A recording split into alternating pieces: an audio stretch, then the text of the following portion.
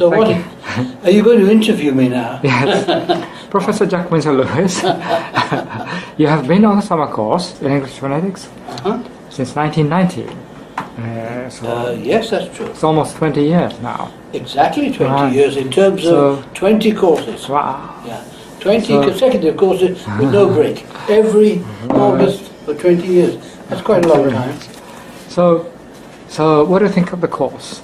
I love it. Of course, I would do it differently. Yes. But so would everybody else. But I like the way they do it, and I love the teaching. Yes, I enjoy having students and putting them through their paces, hear them do things. And we always have a lot of fun, you see. Because in fact the truth is that phonetics teaching is laughable, isn't it? It's a big joke. You keep on making funny noises or trying to make certain noises and making funny things instead, you know. And so everybody has an amusing time if they approach it in the right way. Yes. So I've always thought that was a nice thing about phonetics. You can't be really serious about it. Right. My class are always laughing because there's always something to laugh at in either what I say or do or what they do and so on. So it's good fun. Good fun. Yes. And I arrange to have materials. I always choose my own materials, have them ready, and I have all sorts of funny sentences in it. Yes. You see. And what I tell them is I'm trapping them into mistakes. That's what I do. I say, now you read that and let's hear it, you know.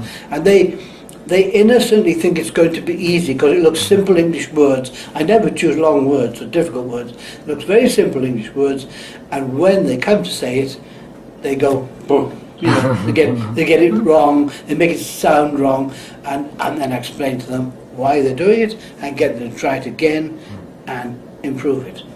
So, well, I think we're all happy that way. I mean, it's a technique, it's a method that keeps you enjoying it, I think, really. Right. You see the funny side of it. Yes. You see, if I trap them into saying something they never meant to say, something funny instead of something serious they wanted to say, then that amuses everybody, usually, yeah.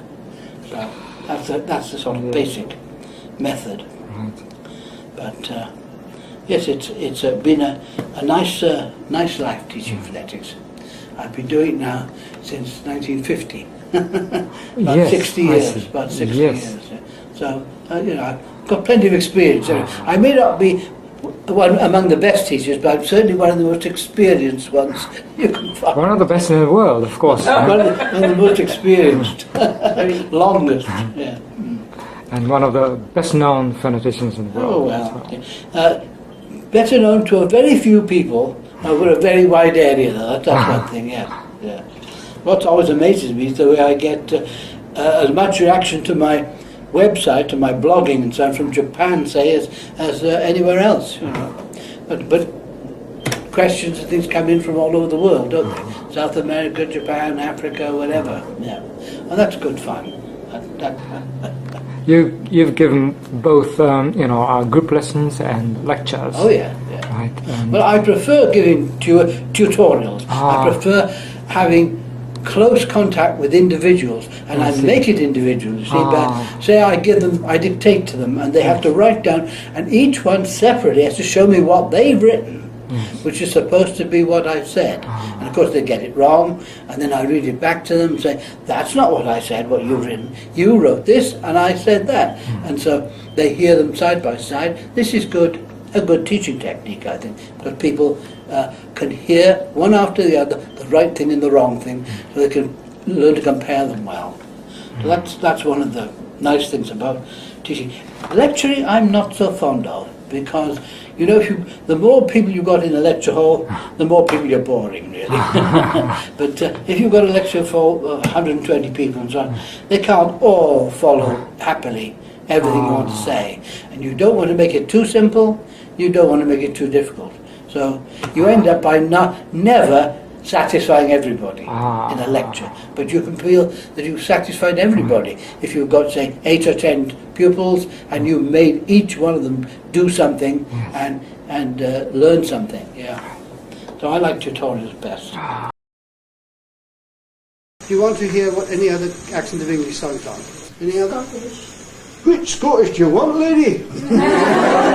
All types of Scottish. But that's something like a Glaswegian, you know, most famous of all, not very popular, the Glaswegian. There was a story about a Glaswegian lady telling her friend about how it was her birthday, and she asked him, is your husband giving you anything, hen? Is your husband giving you a present today? He said, no. I wanted some scent, but I wouldn't trust him to bring it home.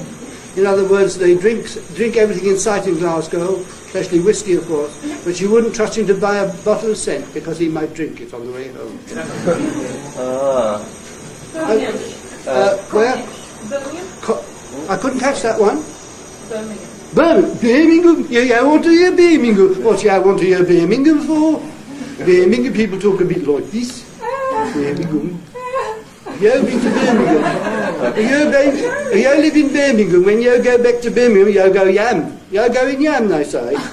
Now, this is, shall we say, not exactly standard Birmingham, but it's typical of the more unsophisticated Birmingham from speaker. Cornish, my dear. I was in Cornwall myself not very long ago. It's a lovely part of the world. How about Irish? Irish, which Irish do you want? There's so many different kinds of Irish. It is Southern Irish or Northern Irish you want. Do you want Northern Irish? Do you want Ulsterman? East Anglia. East Anglia? No, you want East Anglia. You've got a different sort of accent there. Like if you go to Swartham, something like that, bar, and you have people with this sort of rhythm, but you're different, yeah. Where? Aristocrat. Oh, my dear, what sort of aristocrat do you want, you know? The royal family. Do you want the Queen? Do you want our dear Queen?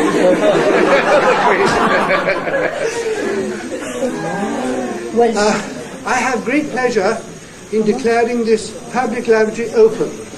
May God save her and all who sit in her. You know, she's always launching battleships, obsolete battleships, the Queen is doing, yes. But the other members of the royal family are different. See, Charles, for instance, her son, very different. He's famous for saying, going out and about around the town. But Anne is different again. You know, she has more. She went to a girls' school that was rather smart. So what about the Prime Minister? What kind of English is he speaking? Well, he's speaking London English with perhaps a slight touch of Kent about it. I was just saying to my group this morning, the one startling thing about John Major's accent, is that he has what is apparently a Kentish vowel. I don't know if he's got it wrong, because he doesn't really come from Kent, but it's only there that they apparently say, instead of saying want, they say want. So he tells us all the time what he wants for the country. And this sounds very strange to us, because I know no educated person in the whole of the West English-speaking world who says want for want. So there you are. Rhymes with front, you see. Very strange. Otherwise, he's rather ordinary Cockney. You know, it doesn't sound very aristocratic or educated. He's very plain spoken, that sort of thing. You know, a light Cockney, you might call it. New City Talk. Sorry, I couldn't catch that one. New City Talk. New York City? No, City Talk. City talk? Yeah. Well, there isn't a city accent, because nobody's brought up in the city, unless you mean very strong, cook me old-fashioned, cook me a better boy sort of thing like that, you know, the old-fashioned cook. Well, you heard that yesterday of John Wells, didn't he? Told you all about that. You know all about it already, don't you? Well, I heard that the high flyers in the city... oh, my dear chap, high flyers instead of just aristocratic. Yeah. You just talk beautifully, you see. You know, they've been to the very past country schools, like Eton and Hadow and so on, so they have that sort of accent, if you're lucky, you know. Liverpool? Did you go to school in Liverpool like the Beatles did? Oh. If you go to Liverpool, they say, hello, whack, how you getting on? Whack is the term for it. How you getting? Hello, whack. Do you like that Judy there with the fur hair? The girl with the fair hair? The Judy with the fur hair over there? Yeah. Liverpool. Oh dear, oh dear. Anyway, I'm afraid my time's run out. So thank you very much for being with us.